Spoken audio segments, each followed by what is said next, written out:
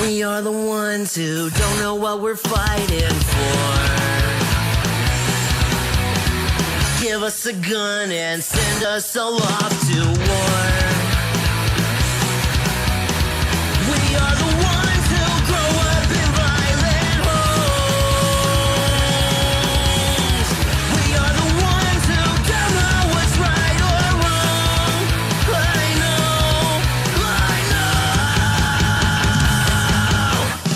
We are the ones. We are the ones. We are the ones who were born into war. We are the ones. We are the ones. We are the ones who just don't give a fuck no more. No more. We are the ones who don't know why we're losing score. Give them a badge so they could send us to the morgue. We are the ones who are scared to walk out the door.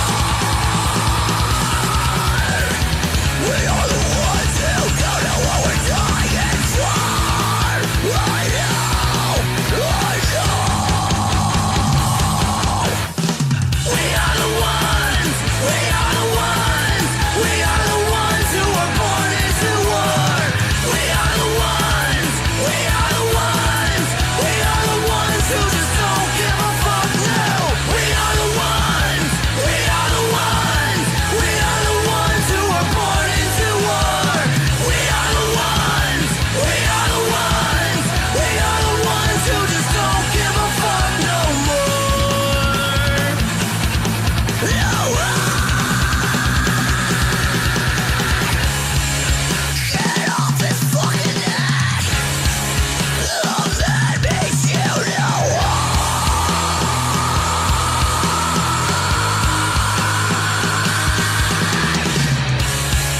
He can't fucking breathe. Oh, that makes you know.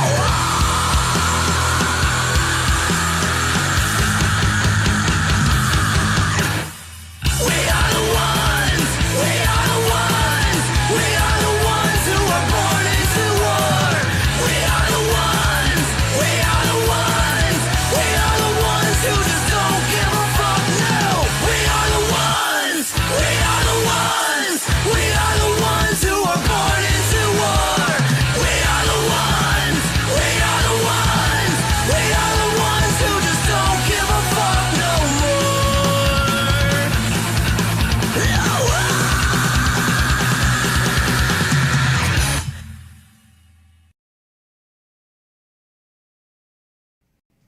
Warning: this podcast features adult subject matter, adult language, and things not meant for children to hear.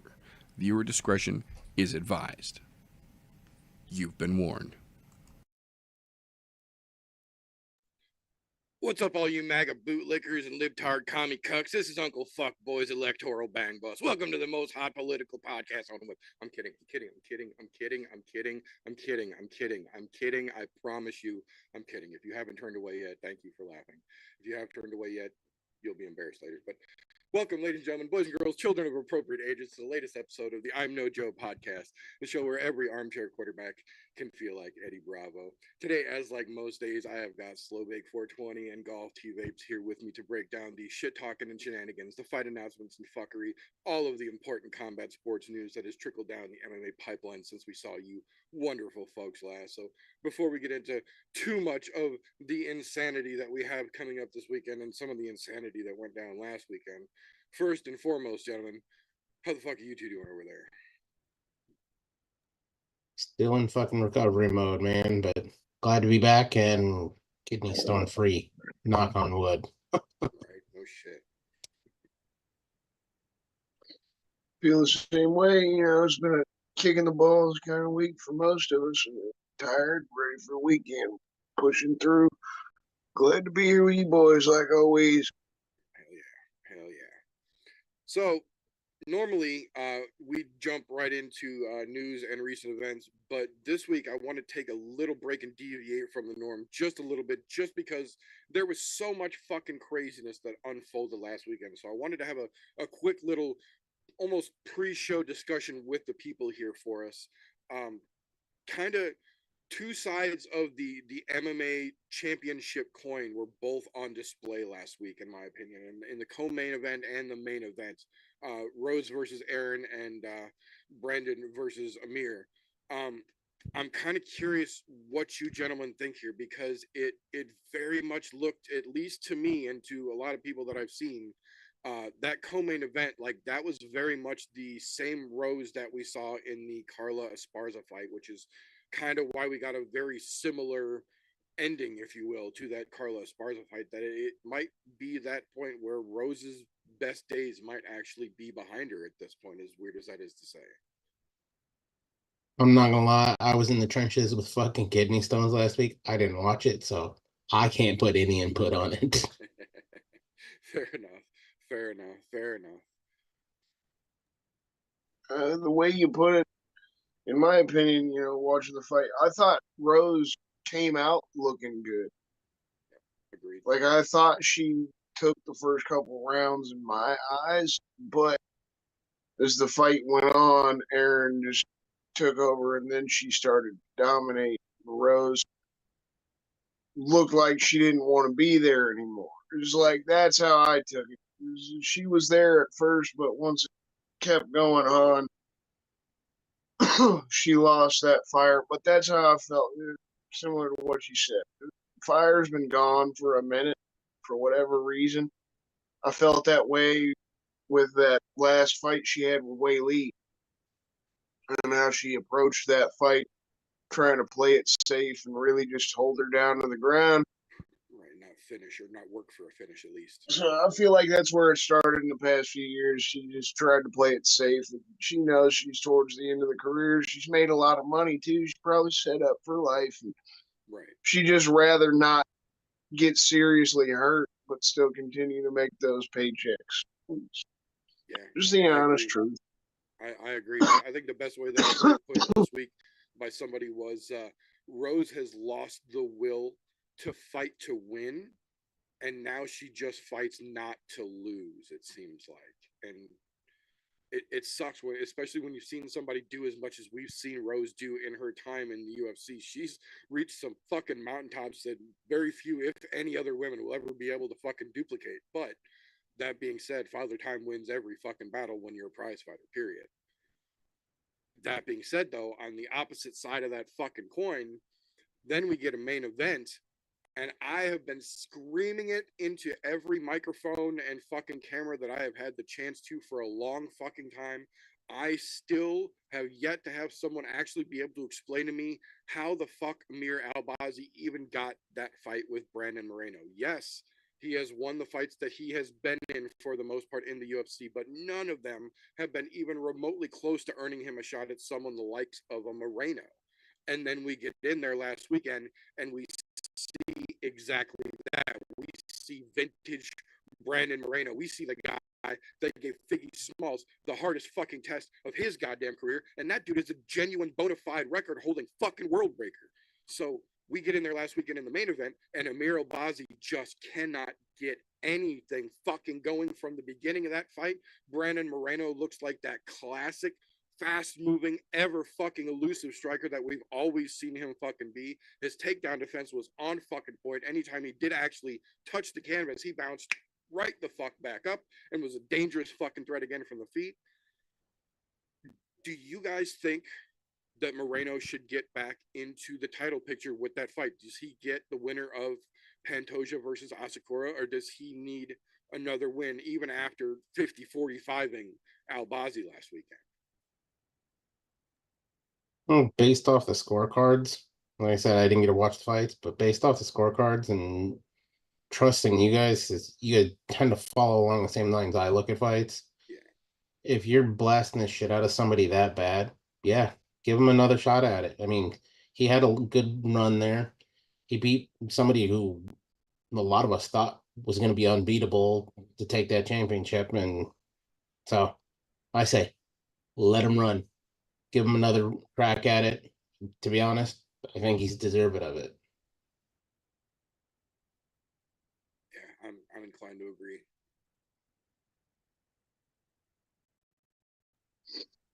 So, I mean, I kind of feel the same way, man. That was fucking impressive. Like, Brandon Royval, he got the win versus Tatsuro Taira the other month, but that was a close ass fight. He had to work for that shit. He had to dog that shit out in the last round. He is the raw dog. That was badass. It was a hell of a fight. Yes, sir. But Brandon showed he's like the Max Holloway of flyweights doing what he fucking did. Because my thoughts on that fight, Amir Albazi is just going to try to wrestle fuck him. That's what this kid's done throughout his way, working up. And he's literally like, even though he's a flyweight, he looks like he's twice the size of Moreno. Right? Moreno's just a small fucking dude. And he went out there and pieced that guy up for an entire 25 fucking minute fight. Made him look like a goddamn fool. He shouldn't even be in the top 15, let alone be there in the top 5, having a chance to be in a fucking title conversation. Yeah, I think Moreno proved he's still the top dog. He's a fan favorite on top of it. I feel like Asakura beats Pantoja, becomes the champion. It's a shoo-in. He's getting the next title shot. Now, if Pantoja fucking defends it again, I don't know if they'll want to do it, but what else would you have after that? You throw something new at Pantoja and then he still fucking wins. We're not going to please God, let's not redo the Kai Car of France. Right. That was a clear ass whooping Moreno gave him. Yeah, don't redo the Roy Val. Moreno's whooped his ass a couple times now. Like, it's just how, you know, yeah, give him touchdown. Yeah, no, I agree on both points. I've been screaming it, and I will continue to scream it because Moreno made me look like a fucking genius last weekend. Albazi has not done shit since he has been in the UFC to even be in the conversation with some of the fights that he has gotten. And this Moreno fight was the one that literally got me genuinely angry when I read that they had even made this fucking fight, because he sure as fuck doesn't deserve to be up that fucking high. And Moreno not only looked like vintage fucking assassin baby out there, but it showed that Albazi is not fucking ready for top competition. I don't think he's ready for ranked competition, period. But he's sure as fuck not ready for anybody in the top of the fucking division, clearly. So I think Royval, I agree. Royval did absolutely take fucking Tatsuro to school, but it wasn't a one-sided affair. He had to fucking work for that whole goddamn fight to do it. So I agree. He's at the top of the line, but I think with what we saw last night, or this last weekend rather, I think Moreno is back in the top of the title picture, especially if Asakura takes the belt from Pantoja, which I as well think there's a real good fucking chance they might. So that being said, excuse me, that will bring us to the actual news and recent events here. The fight confirmations, fight cancellations, rumor confirmations, things of relevant combat sports news that we feel that you folks need to know about for this upcoming week here. Unfortunately, as is more often than not the case, this week starts us back with last weekend. It's kind of part of the reason, words live, why I wanted to start talking about last weekend's co-main and main event, because those were great fights that we got to see in their own right. But one that we did not get to see last weekend was a last minute oh shit. And that was because after making weight Friday morning, Derek Lewis had a non-weight cut related medical issue and was not able to make it to the ceremonial weigh-ins later on. And then it was announced that the fight with Jonita Denise was officially off of the card itself and would not be happening. But then they announced just recently that it was not all for naught. Jonita Denise will be fighting next weekend on UFC 309 versus Marcin Tybura. So kind of an interesting switcheroo. Not exactly sure what all happened with Derek Lewis, because he still hasn't really said much about it, if anything, that I've seen. So going to be interesting to see what the fuck happened so seriously, so last minute, that they had to scratch the whole fucking thing. But interesting to see that they're bringing Denise along since he just made weight. He did make weight for the fight. So they're going to bring him along, keep him right back in the shuffle. Obviously, it seems like Lewis is going to be out for a while, or they would have tried to make that fight again, you would think. But we'll see how it plays out here. It's been an interesting series of events over the last couple of days with Janit Denise. That being said, excuse me, kind of a strange one that we get one of these announcements coming off of a win, especially kind of a lopsided win like it was, but literally after just winning not that long ago, the UFC has officially decided to part ways with Alexander Romanov. This is one of those one of those situations where he didn't get released. They're not cutting him. Just the last fight that he had was the last fight on his contract, and they have opted not to offer him a renewed contract. So he is technically now a free agent and in the wind, as it were. He's going to land somewhere. Somebody's going to pick that big motherfucker up, and he's still going to have a couple of good fights left in him. I'm fairly fucking confident, but don't seem like it's going to be in the UFC anymore. That being said, the bug is going around this week. And by bug, I mean injury bug, because holy shit, do we have a couple of them here to go through real quick. First and foremost, for this weekend, this upcoming weekend, Cody Garbrandt versus Miles Johns is officially off. Cody Garbrandt has a quote-unquote undisclosed injury that is keeping him out of the fight, and UFC has announced they have no plans to try and rebook that matchup. So that one is gone. That would have been the third time they've tried to make that match, and it did not happen. So UFC is done with that shit, thank goodness. Excuse me. After a previous dropout, Elizo Zaleski will be stepping in this Saturday against Missouri native and debut maker Zach Scroggins on just 4 fucking days' notice. So we love those situations. Hometown boys getting a chance to step up. Anytime we get a fight change on that short of a notice, you always got to tip your fucking hat to both of the folks involved here, because they're both taking a short notice fight if you look at it realistically. So interested to see how that one plays out. Both have very potential fun fights in their resume. Kind of an interesting pair for next weekend, UFC 309. Lucas Almeida is officially out with an undisclosed reason given versus David Onama, which sucks because that was legitimately one of the fights that I and a lot of people were very potentially excited for next weekend. That's off the fucking table. Again, UFC said that they're going to consider a last-minute opponent for Onama, but it is unlikely that they will be able to find one. And then we got the other side of that. Azamat Murzakanov is officially out against Nikita Krylov, again, with an undisclosed injury here. That, again, was one of the other fights that I was very fucking interested in with everything Nikita Krylov has been able to put together lately. That would have been a neat test, in my opinion. And now both of those fights are scratched from next weekend's 309 card. So while MSG does still have plenty of heat on it, it's losing a little of the early sizzle here in the pre-fight week, as it were.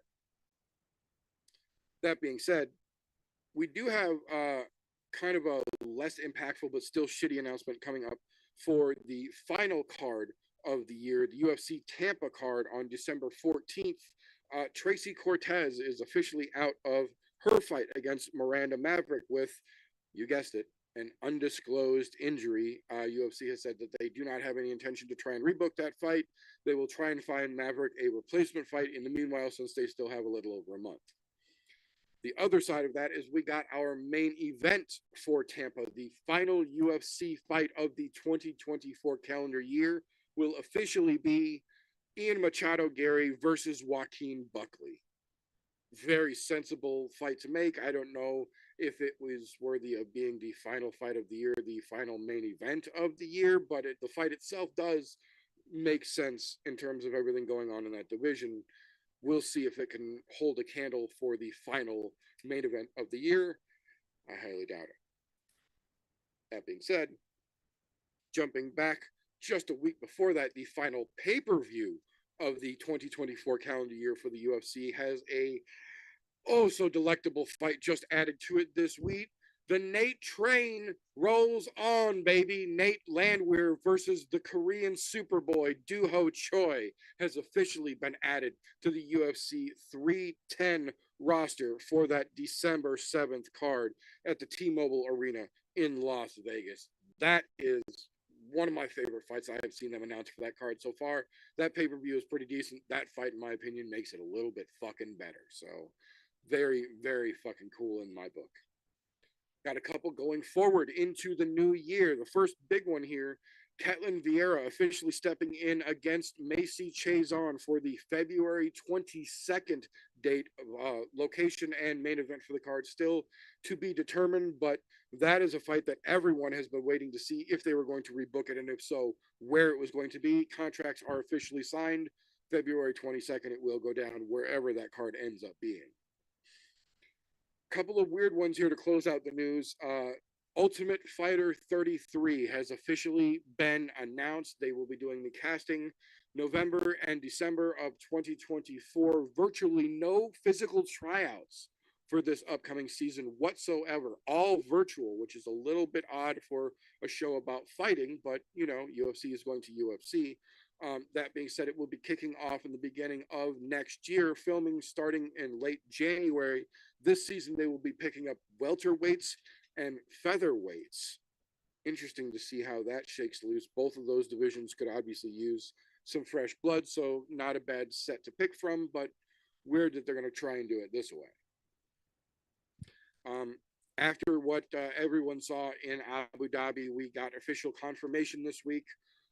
Max Holloway is done with the featherweight division. He has officially decided he is moving to lightweight, and he is going to stay at lightweight. While he admits there may still be some fun fights left at featherweight, his legacy and his resume there is more than done, and it's just not going to get him back to a title fight any sooner than getting through the lightweight division is. So there's no sense in wasting what time he has left in the sport. There's plenty of opportunity at 55 for both big name fights and a potential shot to the title quicker than, in my opinion, 45. So not fucking mad at it at all. And in Max's own words, the cut to 45 for this fight was easy, but every cut to 45 means that he has to give up ramen, and I'm tired of giving up ramen. So 55, here we come, and 55 is where we stay, baby. So the Blessed is back on the ramen boat. He's coming to 55 and staying at 55, and immediately upon that notification being made, Dustin Poirier held his three little fingers up and said, I volunteer as tribute. Dustin Poirier is willing to make his final fight in the UFC, a rematch against Max Holloway for the BMF belt at 155 pounds. And I've got to tell you, there are way, way, way worse fights that they could fucking make for Dustin to be his potential last, and for Max to be his official full-time debut to 55, not to mention the BMF title being defended. Could be real fucking fun for everyone involved, which makes me think the UFC is not going to do it, but if they do, holy fucking shit, that will make any card that they put that on. So going to be interesting to see how that one plays out now that we've got the confirmation straight from the man himself. Speaking of straight from the man himself, we've got a pair of direct quotes that are going to close out the news with a what the fuck this week. One of them's predictable, one of them not so much. The predictable one, despite his incessant and constant fucking yammering about how he's going to quote unquote take over boxing and do it the UFC way, Dana White has officially been called bullshit by his leash holders. The actual owners of the UFC have come out this week and spoke and said that they are absolutely not going guns blazing into boxing under the Zuffa brand, that any introduction into boxing they will make will be educated and done properly and slowly, that even though Dana might say rhetorical things like going guns blazing, the people who make actual decisions don't work like that. I just want to say, based on that, we may need to go back and look at some prior scorecards. That's all I'm saying. Yeah, absolutely. But the other side of that, to close out the news here, in the same theme here, straight from the horse's mouth,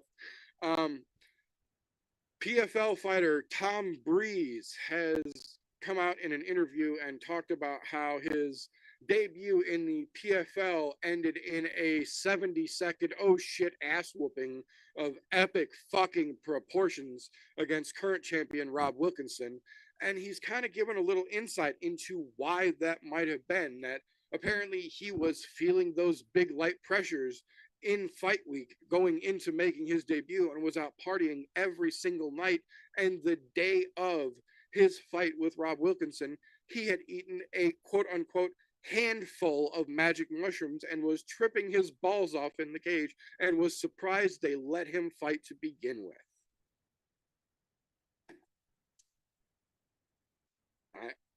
I didn't think that we would need to say that on this show, but don't do drugs and go to work, kids. Doesn't matter what they are, doesn't matter where you work. Never turns out well. Never. Rob Wilkinson got laid the fuck out in less than 2 minutes and then was tripping unconsciously, forcibly unconsciously. I can't imagine any part of that was fun. That's not the way you do mushrooms. But at least he was man enough to own up to it and admit that he fucked up and why and how he had fucked up, and said that that's not going to happen going forward. He was just having a really tough time dealing with the stress. That was how he chose to handle it, and he now knows how bad that was of a decision. So, as we like to say, if you play stupid games, you will win stupid prizes. Oh, kids. But this week, any of you gentlemen have anything I might have missed? The only thing I want to mention that is news to me is John Jones is a ducking ass bitch. Putting out statements. The only other fight he'll take if he wins against Stipe is going to be against Alex Pereira. Keep ducking him, you fucking pussy. That's all I got. The best part about that statement, though, because as stupid as it was for him to say that, the silver lining, in my petty black-hearted opinion, was that literally the date or the evening before he made that statement, Dana White came out and officially said, there is absolutely no reason under the sun that either John or Stipe will refuse to fight Tom Aspinall if they win at 309. Neither one of them will retire. The winner will fight Tom. And the next fucking day, straight from the fucking horse's mouth, John himself said, and I quote, Tom hasn't done anything noteworthy and he doesn't deserve it. If I don't retire after 309, Alex Pereira is the only fight that I am interested in. Not only did John actively duck the interim fucking champion who has defended his interim belt while John has been on the sidelines playing patty cake, but he actively contradicted Dana's confident UFC fucking statement made less than 24 hours prior. So just chef's kiss of fuckery, in my opinion.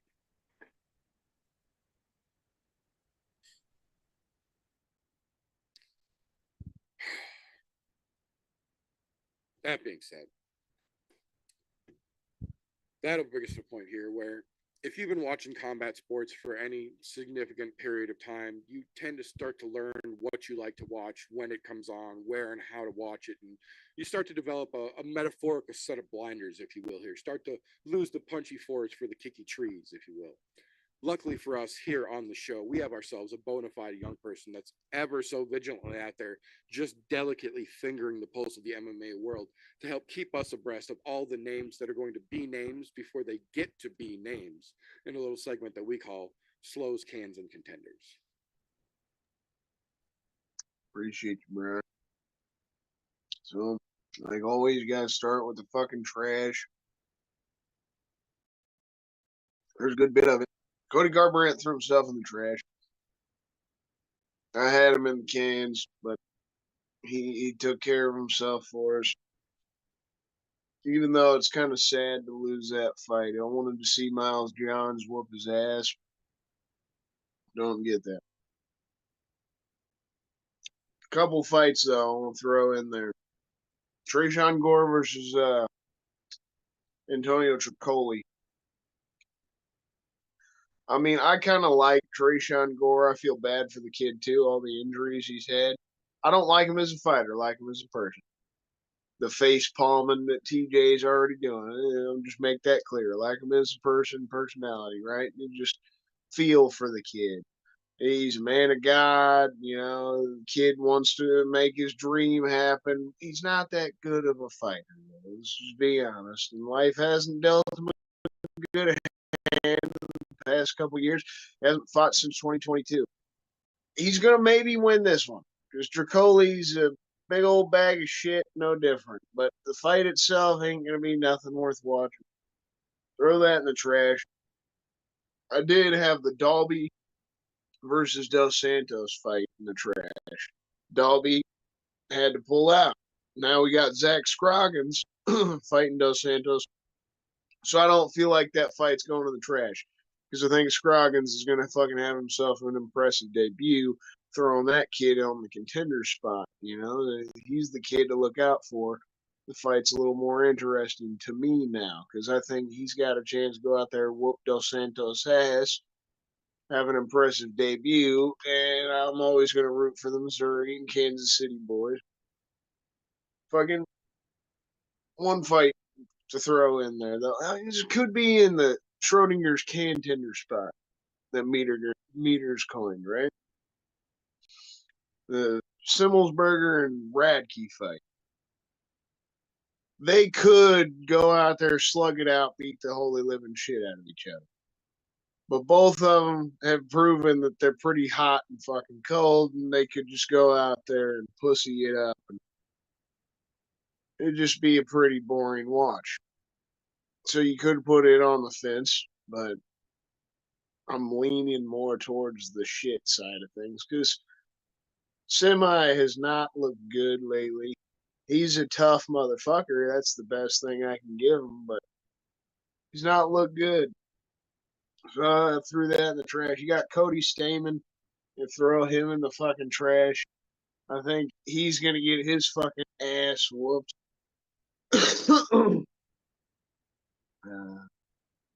Could throw Neil Magny in there, but I guess you got to give him the respect he's due. Fucking 30 plus fights in the UFC. The dude's always fucking been in the mix in a sense. He's the king of back and forth, and he's the literal gatekeeper of the welterweight division at this point. But I feel like he's gonna get his clock clean this weekend.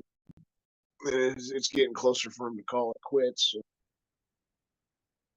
The guaranteed shit I have on the fence, though, the Schrodinger's contenders that I put down. I did have Miles Johns, but I mean, we don't get to see him. But Denise Gums, like I said, the Simmelsberger and Radke fight could be on the fence, but I think Denise Gums, because she's had those moments where she's been hot and cold too. She's looked pretty bad where we've thought she's got that potential. So, I mean, she had a chance to climb back up slightly. I mean, just fighting a fucking nice veteran in Kovalevich. So it's not a bad win to try to get herself slightly back on track, but I'm not going to put her in the contender spot. Just, I guess she's still young, got a chance to turn her shit around. Or on the fence if you don't throw her in the shitter. Contenders to look forward to, though, you got Jillian Robertson. Man, I love that chick. I mean, she's had some tough losses herself, but she's 29 fucking years old, and this chick's already almost had 20 fights in the UFC. I feel like that in itself is badass, but she's also got like some of. I don't know if it's actually the most finishes as one. Okay, yeah, it is. I thought so. It Most finishes wasn't by the most. submission in female UFC history. And she's fucking badass, dude. Yeah, fucking gotta root for her again. I think she's easily gonna win this fucking weekend. And it's just gonna continue to build her up so she can work her way back up the rankings. You got Zach Scroggin, just like we were talking about. KC boy, he's gonna go out there and fucking get that shit done. I thought Gage Young the other month on the Contender Series. He looked pretty good. He's got a chance to work his way back. He did have a close fight, took the decision loss, but Zach's a little bit of a better talent, Like, I'm interested to see what he fucking does. It's cool that that's the point. The UFC just picked him up for a short notice fight. He didn't have to go through no bullshit Contender Series.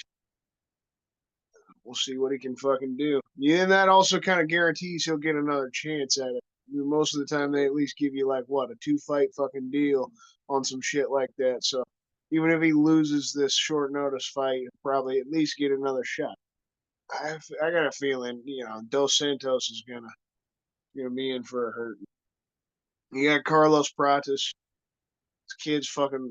I like him, man. He's got a good ass personality. The smoking the fucking cigarette is a celebration after the fight. Just feels like some old school fucking boxer kind of shit. You just literally thinking of it as a job. Go out there, knock a motherfucker out, and then okay, I'm gonna go have a smoke in the back afterwards. I just love how fucking cool and chill the dude is. But he's a hell of a fighter. He's been looking great. He's like on what, a 9-fight winning streak or some shit like that. All of them by fucking knockout. You 10. It's fucking stupid though. That's what's stupid. Is all of them by knockout. The fucking kid is something else. And Magny, I mean, as much of a veteran as he is, he might go to the Hall of Fame. Dude's not gonna be able to protect himself in this one. I feel bad for Gilbert.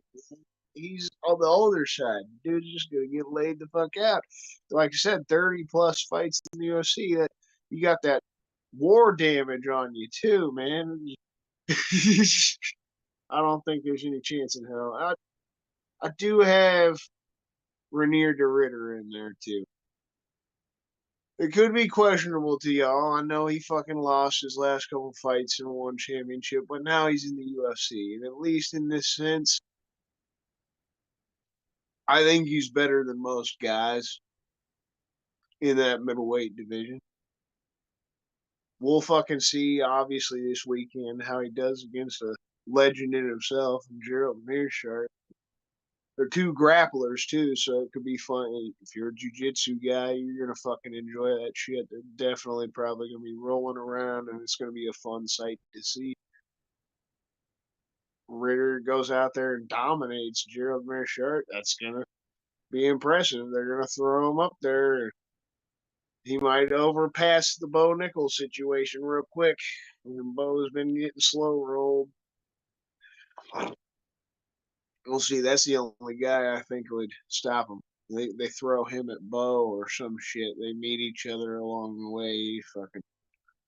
I still think Bo's the top prospect out of the young guys in that middleweight division, but I want him to be more active. That's the only thing about Bo. I get it. He's trying to train. He's trying to learn, get better.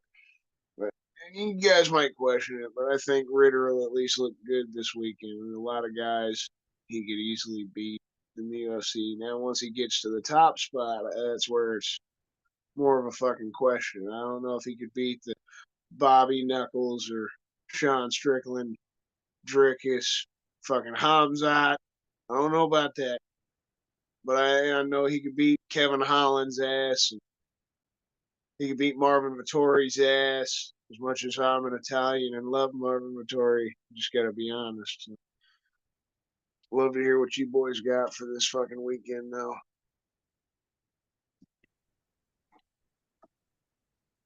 I don't care how much you like Trey Shangar as a person. Fuck him. Fuck that entire fight. Fucking Antonio Tricoli. Start right there. Fuck him as a person. Fuck him as a fighter. Doesn't belong here. How he's still getting fights, I don't fucking know. He was never that good on the Contender Series or fucking in the goddamn house. He fucking hasn't been good since he's been in here. Shouldn't still be getting fights. I don't even know where to fucking start with somebody that's worth my fucking time this week, because of all weeks to come back off of fucking having kidney stones, this is not the card that I want to be talking about.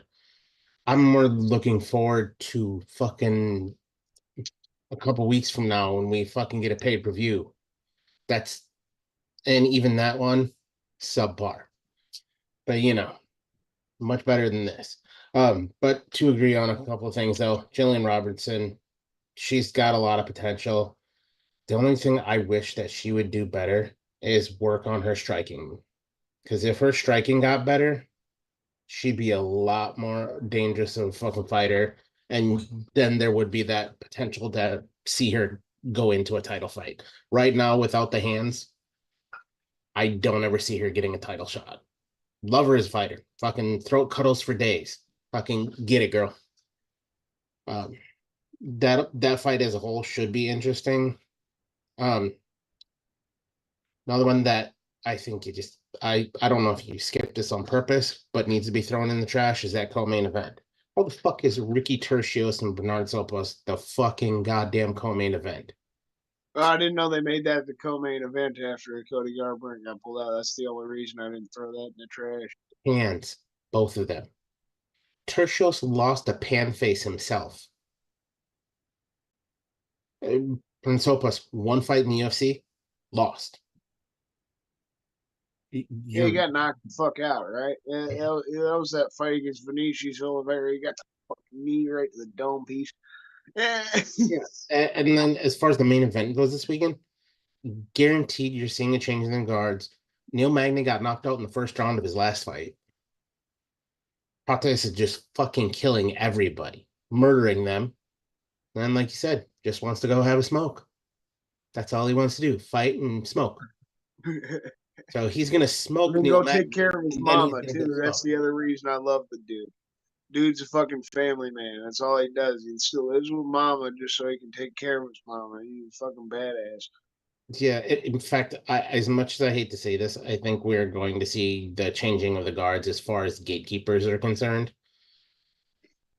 I'm pretty sure Karolina Kovalevich is going to lose to Denise Gomes. I like Kovalevich, but I just don't see her holding up against Gomez.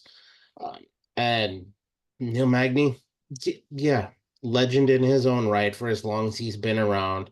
He circled around the top for a long time, but he's at the end of the fucking rope. It's time to cut the fucking anchor and sail off into the sunset because if not, you're gonna be eating fucking soup for the rest of your life because you can't fucking eat anything else because you're gonna keep getting your fucking domes cracked in. It'll have to be through a fucking straw going into your stomach directly. You're not gonna get a taste of that shit. Uh, Overall, though, part is just boring to me. I mean, I'm gonna watch it because I want to watch people get their shit kicked in, but there's nothing on here that really stands out to me that goes, "Oh my fucking god!" The only thing that stands out is how some of the odds are laid out on this, according to some of the Vegas bookies right now. So, other than that, there's nothing fucking exciting about this card. I can't even give a contender fight because I don't think any of them are contender worthy. There's not a fight as a whole to me that is worth saying, yeah, this is the one to watch. There's plenty of them for me to say, yeah, go take a shit, rub one out, fucking piss on your neighbor's fucking fence. There's plenty of those. But nothing that goes, oh my fucking god, you gotta go watch this. Just a shit show as a whole, but definitely fuck Trace Hongor. So I agree. There's a reason that we call the cards before and after pay-per-views hangover cards. Because I'll say it again. I said it a million times, and I'll say it a million more. The vast majority of all the fights on this card are contractual obligation fights. UFC has to offer every fighter on the roster 3 fights a year, whether they take it or not. And if they do take it, those fights have to go somewhere. And since every fight from the UFC banner is broadcast under some type of fucking show, they more often than not end up on fights in between pay-per-view cards like this one. And we have a lot of filler fights on this card that don't really make 2 shakes of a fucking lamb's tail difference in the division, in the title picture, in the organization as a whole. Some of these, as a matter of fact, I'm fairly confident there's 2 different fights on here where it's a fighter on their last fight of their contract, and the UFC, you know damn well, is just fingers fucking crossed in the back hoping they lose so they can update the roster cut next week. That being said, as with every turd, there are a few nuggets of corn that we can pick out and polish here from this particular plopper. The one that I am particularly actually curious about, one of the few fights on this card I actually give a shit about and am genuinely interested in, is the fucking curtain jerker, Melissa Mullins versus Claudia Segula. 2 ladies, same rankings coming in. The ladies side of the UFC, especially at 135, needs fucking blood desperately. And now we've got 2 ladies coming in with potential hype. They're going to let them open the fucking show here. That's going to set the tone for this fucking card all the way down. I'm telling you right fucking now.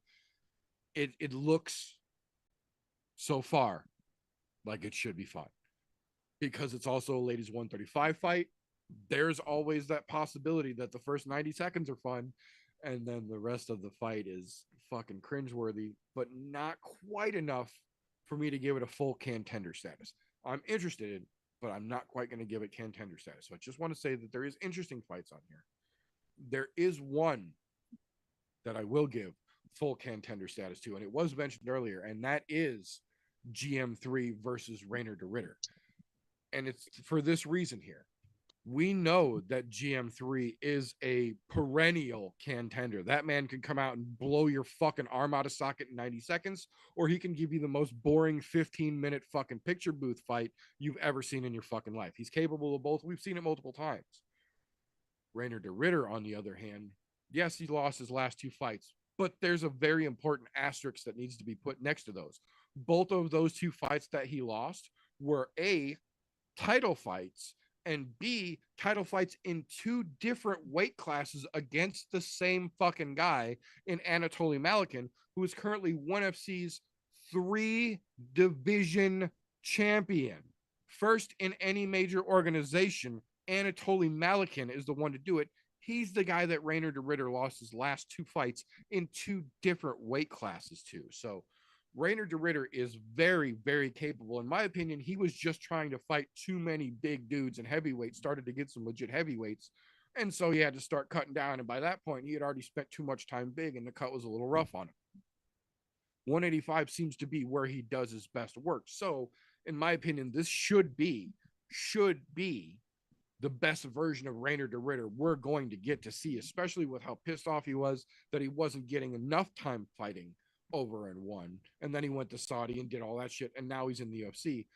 But he has also said himself this week, if he can get past a legend like GM3, because he's been following Mearshardt's career and he knows what he's in for, if he can get past GM3, he wants Bo Nickel next. Perfect statement. Because now, if you fall short, you shot for the stars, you know you've got work to do, but you're still on the UFC level so long as you don't get 30 seconds subbed. On the other side of that, if you make it past GM3, you put a very polite Babe Ruth fucking call out in the wind ahead of time, and you set up your wheels to start rolling in the UFC, in my opinion. That fight could be very fun no matter which way it shakes loose, because of how respectful both gentlemen have been coming in and what the real world implications of a big win in this fight could have going forward. That being said, I can't help but fucking agree. I don't understand how we got this fucking co-main event that we got. Ricky Tercios is the Trayshawn Gore for me in this scenario, like fucking Christian said earlier. I like Ricky Tercios as a dude. He does a lot of fucking charity work. He does a lot of work for kids. And I will always tip my fucking cap to anyone who goes out of their fucking way to help kids who need it. That is one of the most worthy causes on the fucking planet. So I will always tip my cap for that. And then you turn that fucking coin over and this dipshit does fucking Hadoukens in the fucking fight that he's losing. What? How does that guy get the co-main event when the GM3 Rainer de Ritter fight could have easily been the perfect co-main event. Fuck, at this point, let the throat cuddler take Luana Perniero's ass to school in the co-main event and get everybody hyped for the fucking main coming in. There are plenty of options, and this was just a drop fucking ball by the UFC, in my opinion. That one sucks. I agree wholeheartedly on the main event, though. We've been saying it for months now. The fighting nerds are building themselves into something that you cannot fucking ignore anymore. Those guys are coming through, kicking ass and taking names, and Carlos Pratet is leading the fucking charge for those guys. He comes in, he knocks motherfuckers out, he pops out back to burn down a fucking dart. You can't be mad at that shit, man. He's a humble dude. He loves to kick ass, cash checks, and take care of his fucking mama. And if you can't root for somebody like that, why the fuck are you watching combat sports? I have huge respect for Neil Magny and everything that he has done, but I would be fucking shocked if he leaves Saturday night conscious. I think Protest is going to put his fucking lights out, and I think he's going to do it real quick, and I think he's going to look in that camera with those goofy fucking taped up glasses on and go, who's next? I'm here for it, though.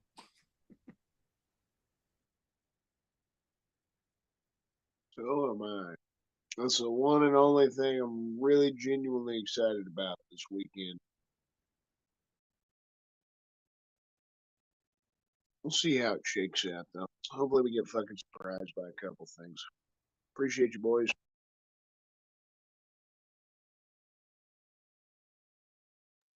Thanks, sir. Much appreciated. So this will bring us to the point where in most podcasts, you're going to get some bullshit B-roll fucking ad for some fucking company that doesn't have anything to do with the podcast, or some fucking product that no one on the show actually uses. And we don't fucking play like that around here. Here on the I'm No Joe podcast, we're sponsored by viewers like you. Patreon.com/ImNoJoe. For as little as $1 a month, you not only help us do what we do around here, but in exchange, we put your name on the end of every broadcast on this channel to let everyone know how much of a badass you are. And then we go one step further and we give you access to the unaired and the unairable behind the scenes I'm No Joe fuckery. May or may not be things that have gotten us kicked off OnlyFans. I cannot confirm that. You're just going to have to subscribe and take chances to find out. That being said, you don't want to give us a buck. We understand it. We do this pretty much every week for free Thursday nights on YouTube, youtube.com/ImNoJoe. If you don't like it, I understand. We also own mirrors. So for that exact reason, the week after we go live, we put the all audio version out over on anchor.fm/ImNoJoe. Either way, as little as a buck helps us do a lot. You can give as much as you want, though, but we do the rest for free. So that being said, thank you for everyone who tunes in one way or the other. Now that out of the way, this will bring us to the only segment on the show that actually requires its own individual disclaimer.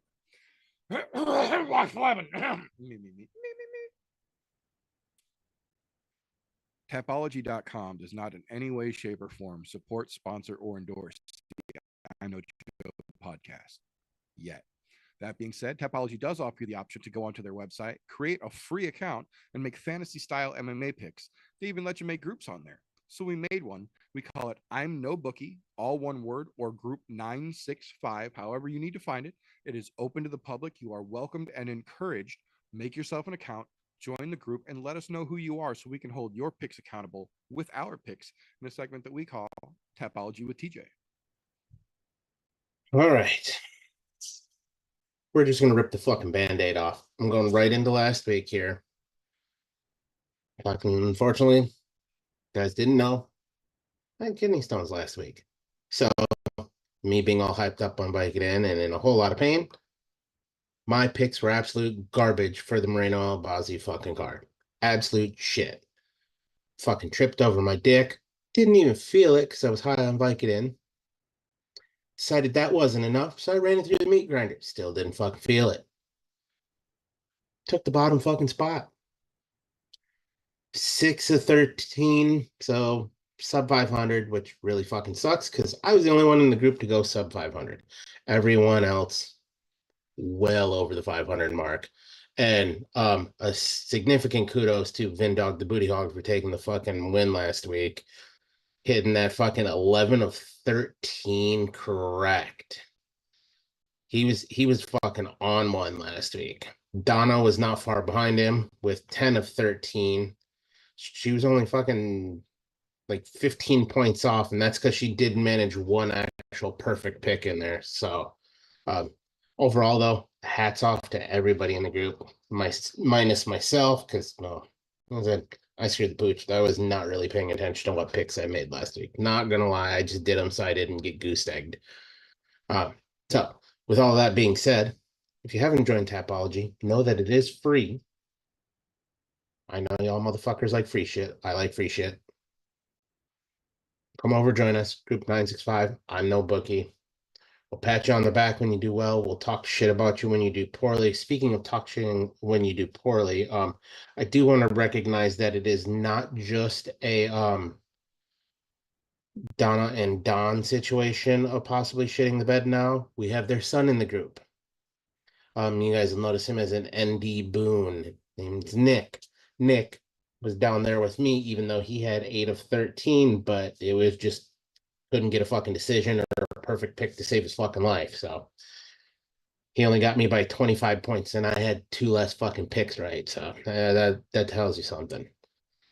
That brings us over to the Grand Prix, and it does not want to load. Let's try it again.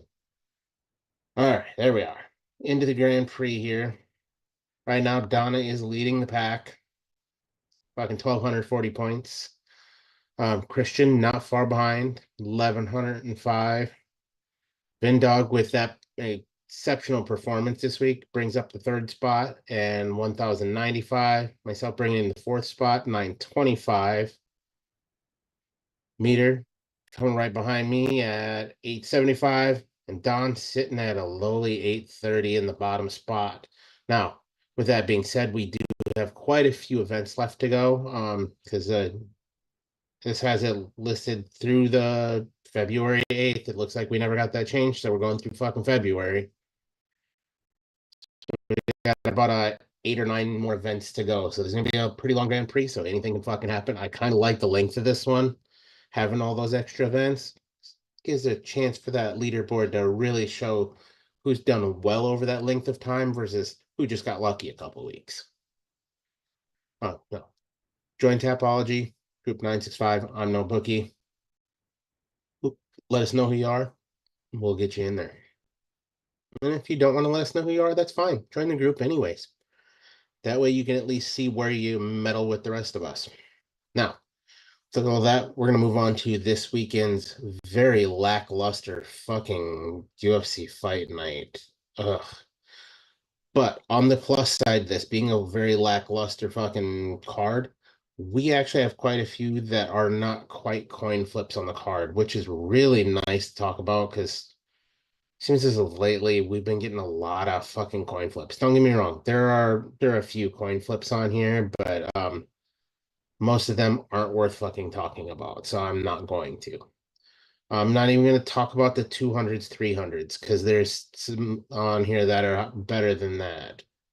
So we're going to go 300 or higher. So the Disco Todorovic and fucking Abdul Malik. Abdul Malik coming in as a minus 375 favorite over a plus 300 in Todorovic. Jesus, I can't fucking talk right now. Obviously, I've been out of the loop for a couple of weeks. So yeah, pretty wide odds on that one. Not surprised, to be honest. You got actually no, I slightly am. You got a guy coming off the fucking Contender Series to fight Todorovic, who's been around for a while, but he's never been anything great. So I mean, I think the odds are a little wider than they should be, but it is what it is. And you got Throat Cuddles herself and Luana Pinheiro. I got Jillian Robertson coming in as a minus 400 favorite over a plus 300 underdog in Luana. So those make sense. Even though Luana is, I think, currently ranked above Jillian, which is kind of funny. So that just tells you what seems to be going on there. Now, the last two that I'm going to talk about here are going to be the co-main and main. So like I said, anything that's under a minus 300, I'm not talking about it. But we'll do the co-main and main as per usual. For the shitty ass co-main that shouldn't be a co-main, Tertios and Zopa. They've got Sopa coming in as a minus 350 favorite over a plus 275 in Tertios as an underdog. Makes sense to me. Tertios is shit the bed every chance he's gotten. Well, Sopas really shouldn't be having that wide of a fucking odds, knowing that he fucking ended in his first fight in the UFC. So, you know. But here we are, Vegas odds. Don't know what the fuck they're doing again. That might be a fight to fucking bet on just because it doesn't fucking add up. Now, one that we are all talking about earlier makes complete sense to everybody. Main event. Carlos Prates and Neil Magny. Now, Prates coming in as a minus 800 favorite over a plus 550 in Neil Magny. Yeah. Neil Magny got knocked out first round of his last fight. Prates has been on a knockout fucking just tear. It makes sense that the odds are that fucking wide. Now, I'm going to put a little asterisk by this. Albeit Neil Magny did get knocked out in his last fight. He is a crafty fucking veteran. He's been in there with guys who are fucking knockout artists and managed to defeat them. So this may be one of those ones where you want to make a little small wager. Maybe put $50 on Neil Magny to win fucking 225, you know? It's just an idea. I'm not telling you you're going to win because I don't think that's the case, but he's a crafty veteran. He's been around for quite a few fucking fights in the UFC. So it's worth keeping in mind before you go making some crazy fucking bets on Prates, which I'm perfectly all right with, and I endorse those fully. But as far as that's concerned, I fucking missed one other fight I wanted to talk about. Shit. So we'll hit that one real quick, and that's the premier prelim in Denise Gomes and fucking Karolina Kowalkiewicz. They've got Kowalkiewicz, who is currently ranked 15 in strawweight, at a plus 360 underdog, and Denise Gomes sitting as a minus 500 favorite. So, like I said earlier, I don't think Kowalkiewicz walks away with it, but I don't think the odds should be that fucking wide on that fight. But take everything with a grain of salt. All the odds I'm looking at are through BetMGM. Know that they will change over the next couple of days till fight day. They'll change even up till the time of the fight. And some places will let you bet during the fight for odds that are actively changing during the fight. So no, those are all just changing numbers. Depending on where you're looking at odds and where you're making your bets, those odds will vary.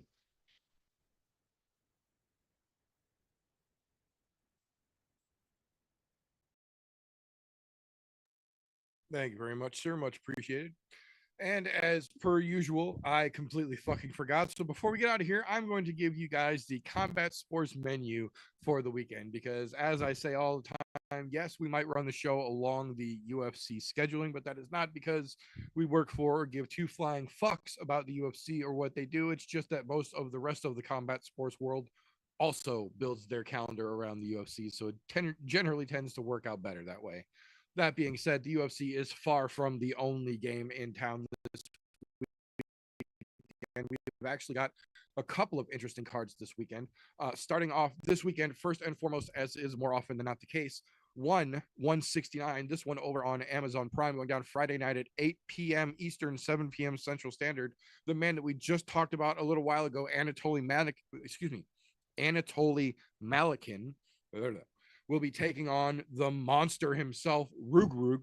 They've already had to be separated twice during fucking face-offs. This fight is going to be fucking insane. When you got a 6 foot something, 300-pound dude doing backflips and weight balancing fucking routines as a regular part of his training regimen, shit's gonna get fucking crazy. The whole card is fucking stacked up and down. Sanchai got stripped of his fucking belt for missing weight this afternoon, so Rodtang rather, excuse me. So everything on this card is going to be fucking crazy.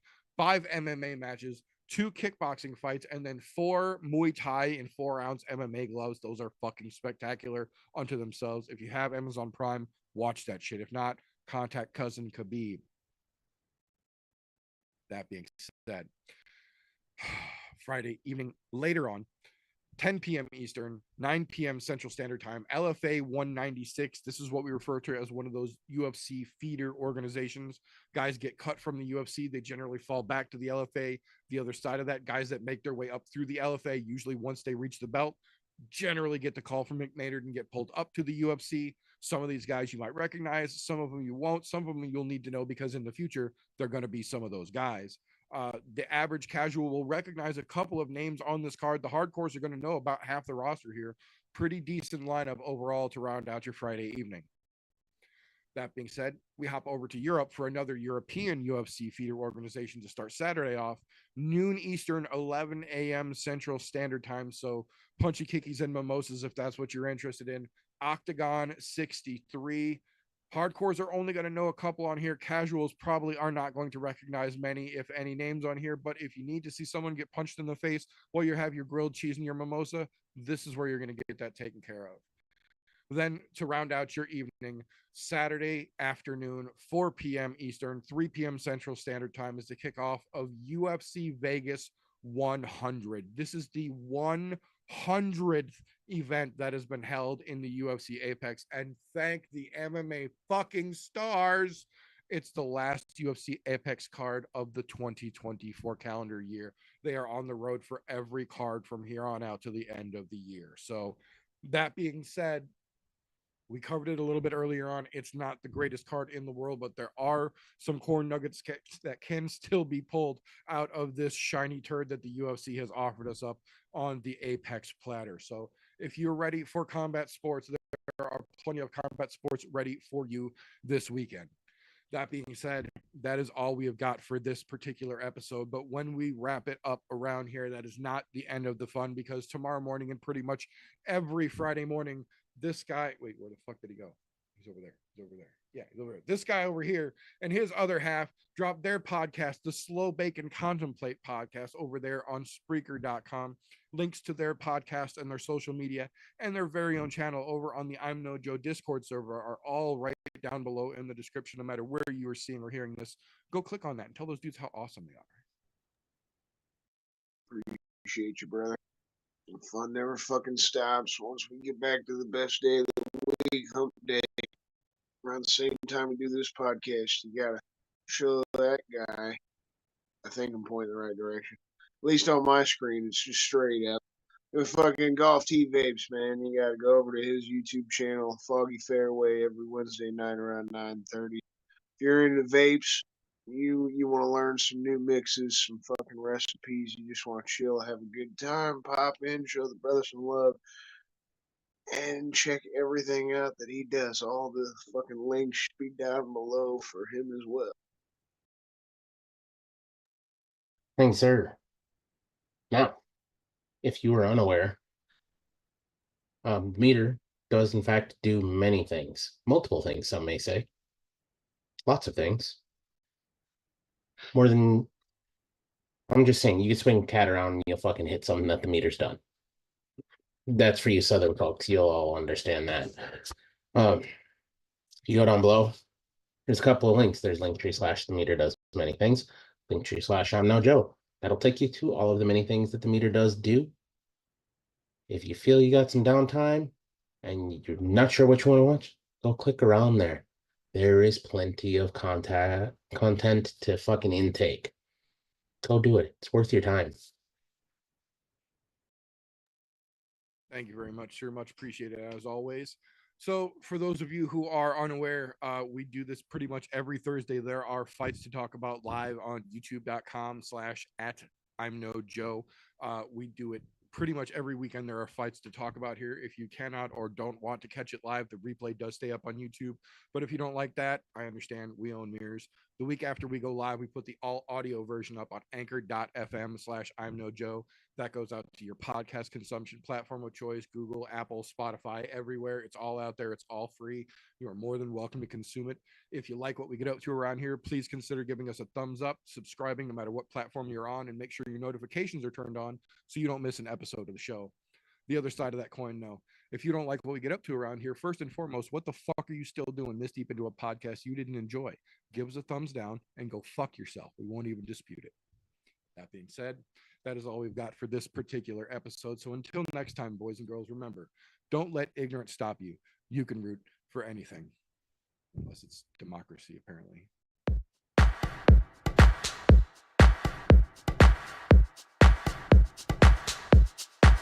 Oh,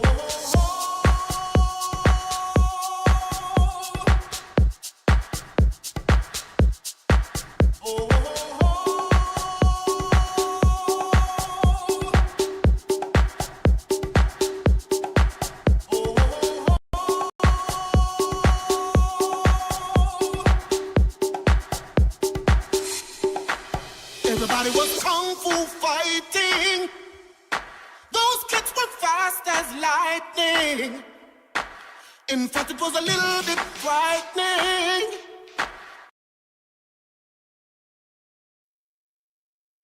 How do I say goodbye?